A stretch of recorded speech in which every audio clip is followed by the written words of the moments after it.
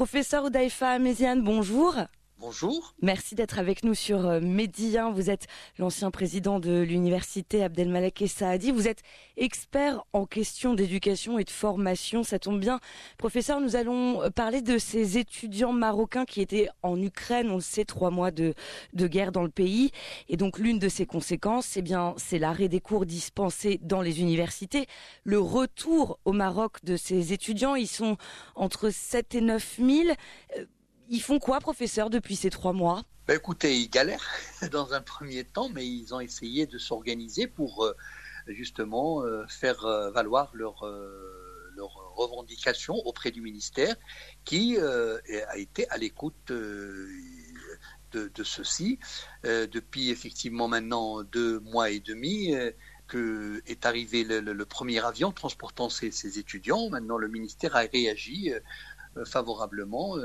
Tout le monde était mobilisé au niveau du ministère pour essayer de trouver des solutions. Ces solutions sont plusieurs. On va y venir, mais c'est vrai que les conséquences de cette guerre, enfin c'est l'une des conséquences de cette guerre à laquelle on n'avait pas forcément pensé. C'est vrai qu'on imagine souvent le terrain, mais on se dit pas que conséquences, victimes collatérales de la guerre.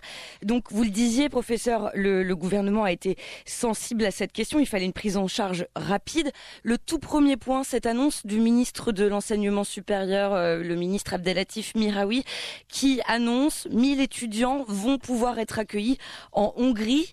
Tout à fait. En fait, des contacts ont été noués avec les services diplomatiques de 3 pays, la Roumanie, la Hongrie, la Bulgarie. Et pour ce qui concerne la Roumanie, il y a même une délégation présidée par le ministre qui avait fait une visite en Roumanie pour parler avec leur homologue au niveau de ce pays, qui a démontré toute son aptitude à permettre à nos étudiants de recevoir en tout cas les étudiants marocains au sein de leurs universités. D'ailleurs, lors de cette visite, le ministre, avec sa délégation, ont eu des contacts avec des présidents d'universités pour ficeler un peu les tenants, les aboutissants de ce programme d'accueil de ces étudiants, parce que c'est pas évident. Il y a des problèmes, il y a des obstacles, il y a le problème de la langue, il y a le problème de niveau. Autant il est question peut-être de préparer ou disons d'accueillir des étudiants en première, deuxième année facilement, plutôt que les étudiants en troisième, quatrième année qui sont supposés faire des cours en alternance, stages, etc. Là, ça va être un peu compliqué. Mais en tout cas, ils sont en train maintenant de finaliser, de définir un peu le nombre d'étudiants qui devraient normalement être accueillis en Roumanie. Alors pour la Hongrie, comme vous dites, effectivement, la Hongrie, elle a émis le souhait de pouvoir accueillir jusqu'à 1000 étudiants marocains parmi ceux qui le souhaiteraient au sein des facultés hongroises. Et conformément évidemment à une proposition qui a été formulée par l'ambassade et le ministère. Cela dit, le ministre a tenu à souligner que le scénario d'intégration des étudiants au sein des facultés de médecine de ces pays-là va supposer d'abord l'organisation de concours. Et à ce niveau-là, une solution a été trouvée pour éviter qu'il y ait de la mobilité, parce que ces étudiants, le coût d'aller vers ces pays pour passer les concours, ça va être un peu exorbitant. Du coup, la solution a été trouvée de pouvoir passer les concours d'intégration de ces étudiants qui le souhaiteraient en tout cas, de le faire sur place au Maroc. Donc voilà un peu les 2 solutions. D'accord, donc le Maroc prendrait en charge la mise en place de ces concours, ça se ferait ici dans le Royaume. Mais le niveau d'études en Hongrie, en Roumanie, professeur, il est un petit peu similaire à celui qu'on pouvait trouver en Ukraine. C'est pour ça qu'on se dirige vers ces partenaires-là ? Voilà. Alors tout à fait. Disons que le système d'enseignement dans les disciplines qui sont convoitées par les Marocains, c'est-à-dire notamment médecine, pharmacie et dentaire, qui représentent pratiquement 75% des étudiants qui sont inscrits en Ukraine. Faut-il le rappeler. Donc sont plus ou moins similaires. Il y a des similitudes entre les systèmes éducatifs des 2 pays. Maintenant, évidemment, il va falloir régler d'autres problèmes, notamment le problème de la langue qui va se poser, mais je crois qu'on trouvera des solutions pour peut-être faire des cours accélérés à tout ce qui aurait été accepté pour pouvoir être intégré facilement et intégrer le système roumain ou le système hongrois. Cela va se faire, à mon avis, rapidement et facilement pour les étudiants de première, deuxième, voire troisième année, parce qu'à ce niveau-là, les stages n'ont pas encore commencé. Maintenant, pour les étudiants qui sont dans les niveaux supérieurs, ça risque de poser problème parce qu'ils ont des sorties, ils vont avoir des stages où il y a des contacts avec des clients.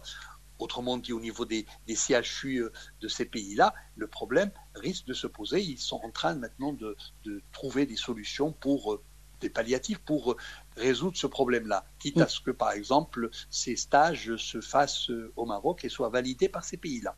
Alors, et justement, le Maroc, venons-y, parce que il y a donc ces étudiants qui pourraient repartir dans d'autres pays, mais ceux qui vont rester au Maroc, comment ça va se passer pour eux ? C'est la troisième solution, c'est la troisième option. La troisième option, c'est que pour ceux qui vont rester au Maroc, peut-être le ministère est en train de faire des réunions régulières et intensives avec les opérateurs au marocain, c'est-à-dire les doyens, les directeurs des écoles, notamment de facultés de médecine, facultés des écoles de gestion, l'agronomie, parce qu'il y a beaucoup d'étudiants qui étudient dans ces disciplines-là et qui, pour lesquels le Maroc pourrait trouver des solutions au niveau national. Évidemment, là aussi, des commissions pédagogiques seront constituées pour évaluer le niveau de ces étudiants, pour pouvoir les intégrer sans trop de dégâts. Mais on pourrait éventuellement accepter un étudiant, par exemple, niveau N, dans un niveau N-1. Faire une sorte d'équivalence. Il y a un problème de concordance des programmes et d'équivalence, ça va de soi. De langue aussi, parce que l'enseignement se fait au Maroc en français. Ceux-là ont suivi des cours en ukrainien. Donc voilà, tous ces obstacles-là, il va falloir trouver des solutions. Et ces solutions, évidemment, c'est pas l'idéal, mais c'est en tout cas, tout est mis en œuvre pour trouver des solutions à ces étudiants au niveau du Maroc. Les études en dentaire et en pharmacie risquent de poser problème parce que la capacité d'accueil de tous les établissements dont dispose le Maroc est à peine de 2000 places.